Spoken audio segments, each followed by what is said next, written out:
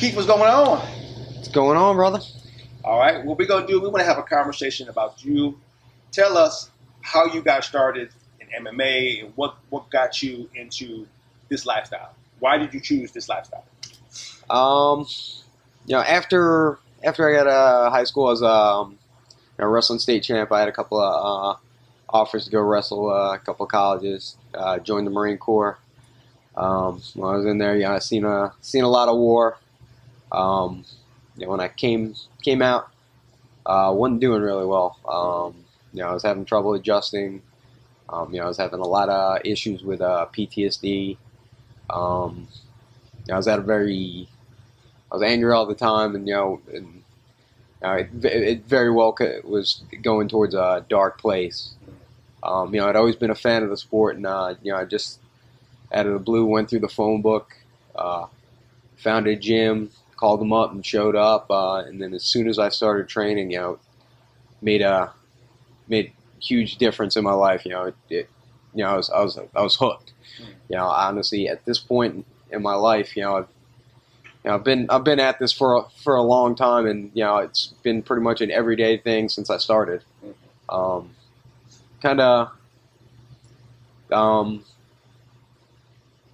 Don't know what I'm like when I'm not training for MMA, fighting, getting in the cage. It's my warrior release. Okay. So give us a typical day. So you wake up, you prep your meals. What's a day like as an MMA fighter? It's pretty standard. Especially me being a gym owner and stuff like that. Just eat, sleep, and drink MMA. I wake up in the morning. Usually takes me a couple of steps to get out of bed. Because I'm usually sore from the practice the night before. Mm-hmm. Have my breakfast. I usually will come in, do some privates, do some work, hit the regular gym, get some strength, conditioning training, come back in, teach some classes, train myself, rinse, repeat, do it over and over again, and you've got to embrace the grind to kind of survive this life. A lot of times it offers very little rewards that, a hard day's work, in MMA is its own reward. Okay. Let's talk about your first time in the cage, the first match that you can remember ever having. What was going through your head? What were you feeling, with that first match? It was kind of, my first match was kind of freaky for my corners and stuff like that because of how calm I was. I'd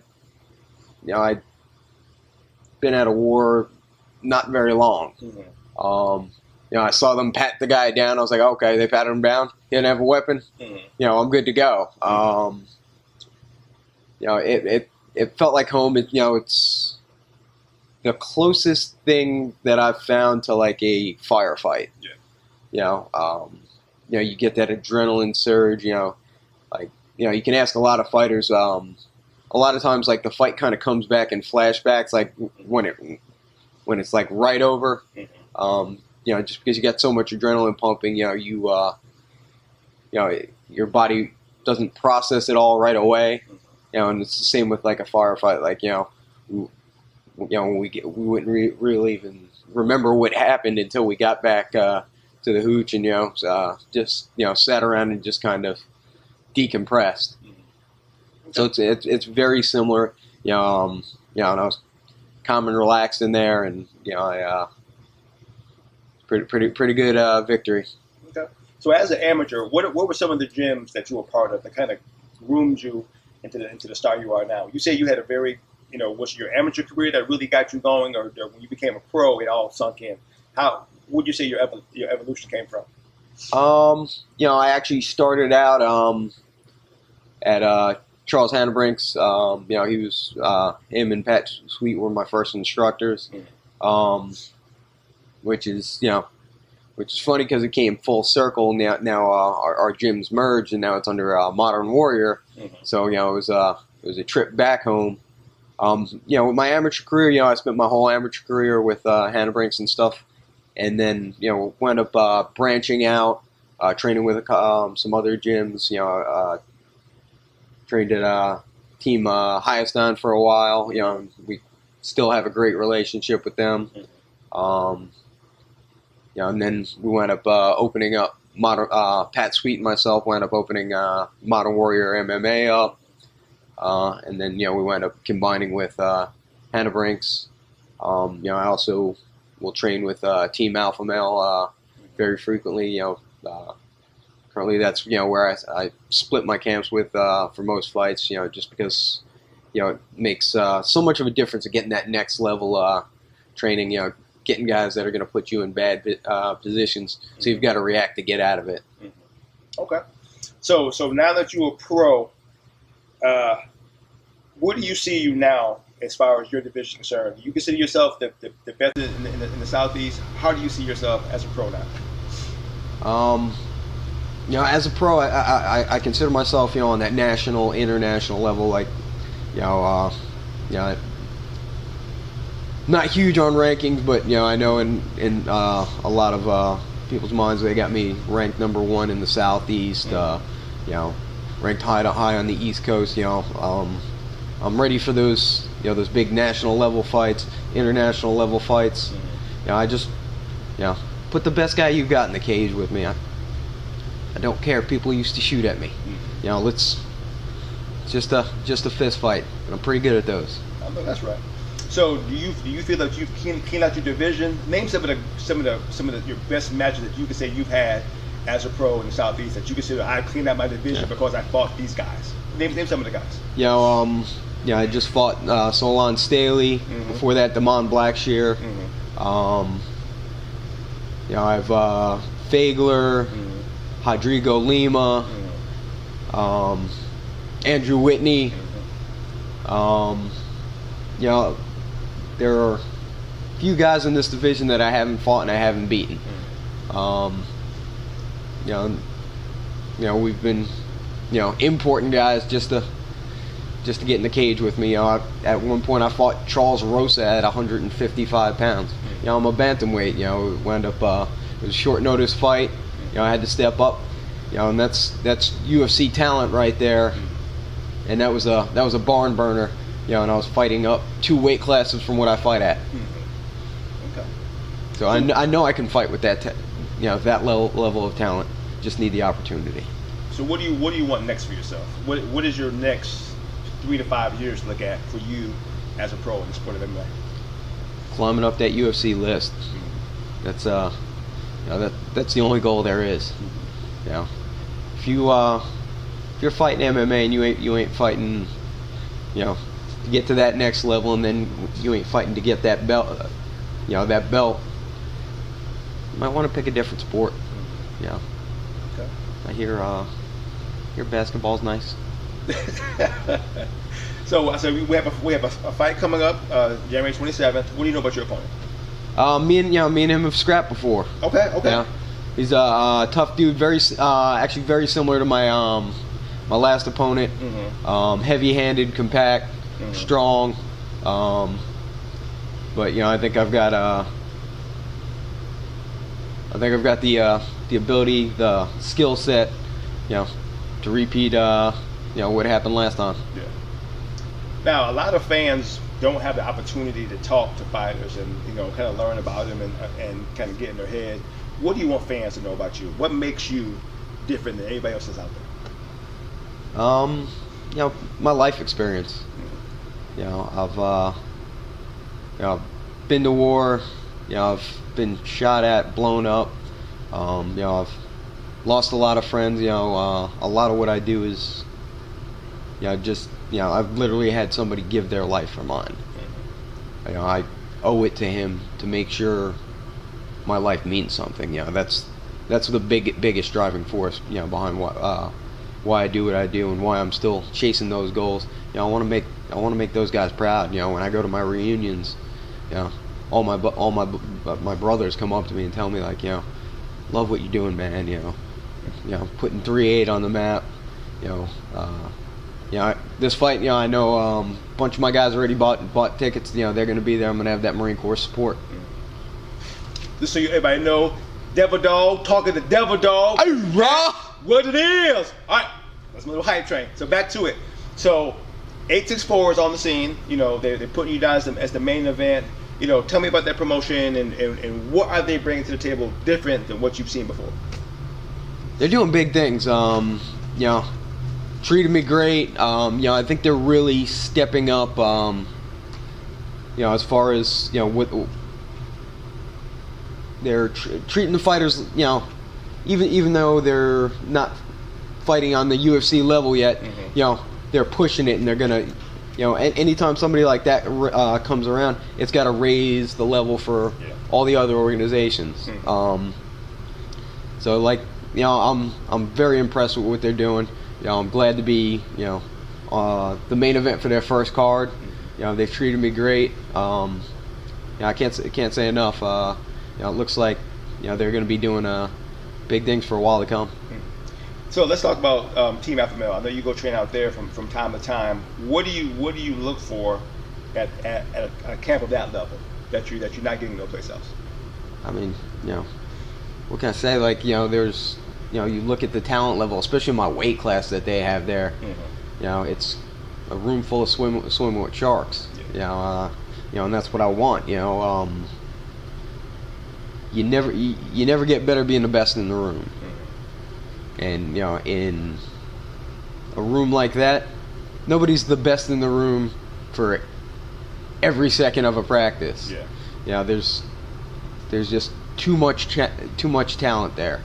You know, they've got, you know, Cody, Faber, my boy Benito Lopez is making noise, Emmett. You know, there's just Darren Elkins, Clay Guida. Like, you know, the list goes on, and you know. That's, you know, people that you're going to see in one room at the same time. You know, and they also got that nice family team atmosphere. You know, they always take good care of me when I'm out there.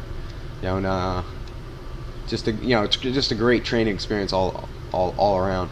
Okay. Other than being humble, let's talk bragging rights. Do you feel that you match up to most of the fighters that you fight up against? Or you feel like, you know, their level is just a notch above, or do you feel you match up and you just waiting to show the world that you are on that level? I'm just waiting to show the world I am on that level. You know, I know I can run with the big dogs. You know, I see those guys, and, you know, I work with those guys in practice all the time. You know, and I know my talent level matches up with, you know, anybody that you see in the UFC currently. Okay. So who are some of the people that you want to give thanks to, that they helped you stay on that path and get to the level? Who's some of the people that you want to mention, you know, here today and go, he or she is part of my success and where I'm at now? When you're doing this sport, you know, you rely heavily on, you know, having a good support structure. You know, it's a very testing life. You know, like, you know, I've got great support from my family. You know, my parents are supportive of my brother. You know, my grandparents. You know, you need that family love behind you. But, you know, you also have that gym family that's always there pushing you. You know, I've got, you know, guys like Josh Trent, you know, Duke, you know, Joey McPeak. You know, I've got, you know, guys in here that'll, you know, teach class if I need to work. Also, but, you know, also helping train me. You know, you know, I've got all kinds of. I've got a great girlfriend that you know, is super supportive. Which, you know, that definitely helps. You know, it's easier to be a good man when you got a great woman behind you. You know, I've just got, you know, so many people that have been lifting me up for years. You know, I've got, you know, guys like Brian Baker. You know, has been a long time sponsor of mine. 007 Bail Bonds. You know, plus it's always nice to have bail bonds behind you when those after parties get a little crazy. Yeah, if you want to be successful in this sport, you've got to have a great support structure behind you. It's, you know, it's essential. So, are you saying you're officially at your prime? You've now reached that level of skill set to where no matter where it goes, from the ground to standing, You're comfortable. You know, you're not worrying about jiu-jitsu. You're not worrying about somebody with a pedigree, a D1 wrestling background. You're not worrying about none of that. You feel that you peaked out, that you're at your prime now, or you feel you have levels to still reach. Always expanding, but if you look at how I've just been slamming these fights out. I fought 5 times this year, won 2 titles, and I would have fought probably more if I broke my hand in the first round of a 3-round war, and had to have surgery. If I didn't have to have surgery, I would have fought more. And I would have been even better shape. I think there's still room for improvement, but I also know that you're not going to find too many fighters who are as well-rounded as I am. There's no place in the cage where I feel uncomfortable. Okay. I practically sleep in that thing. I know that's right. So now that you're at, you feel like you're at the top of the division, and there's nobody in the Southeast that can really match up to you that you feel. So when it comes to fighting now, how many fights you think you want to have going into this level? Like I said, you want to still stay pretty active, even though there's not many people that's rising to your level. How do you deal with that? Trying to find the right fights that elevate your career. You're not staying stagnant, or you're not fighting below your skill set. So give me your take on that. I actually had this conversation recently. Everybody likes me better when I'm focused and I have a goal and I'm doing stuff. As soon as they name an opponent, I'm locked in. I'm always training every day, but as soon as I've got, a name, everybody says, I'm just a different person. I'm focused. I'm locked in. And I'm operating with purpose. So for everyone else's sake, I'm probably going to still, stay very active, regardless. I have about 30 30 professional fights already. As far as experience, there's not a ton of guys, in my division that have more. I'm not the type of guy to sit back and just I'll see what happens. I'm probably due for a break or two, but I can do that when I'm dead. I know that's right. Okay, so all right. Once again, let's talk about this fight coming up on January 27th. Of course, we're going to make it a fight for the ages, but after you get past this guy, of course, that's how we're going to look at it. What's your landscape look like for you? Yeah, I never look past an opponent. Okay. I've made that mistake in the past. I try not to focus too intent on what happens after this fight. I'm facing a serious opponent. I've got to take him seriously. After that, though, I think there'll be no denying where I need to be. And I'm looking to make a big splash. I'll take they can the experience level's there, so they can put me in the cage with whoever they want. I'm not picky when it comes to opponents. You don't have to. Sometimes you don't get to pick your target, and I'm fine with that.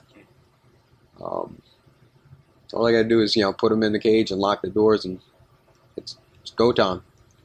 We'll see who the better man is. All right, so tell them this is for the fans. Go fight fans. Look for me, January 27th. I'm gonna do my daggone thing. Make sure you're there. Go ahead and give it to me. Hey. January 27th. If you ain't in Spartanburg, I don't know what you're doing, because you're about to see a war.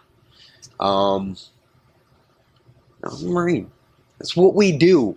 War rock star. Freaking, I'm about to punch a damn man in his mouth, and he's more than welcome to take a swing at this. We'll be doing big things. All right, that's what it is. All right, fight fans, we'll call it a wrap. And we're out.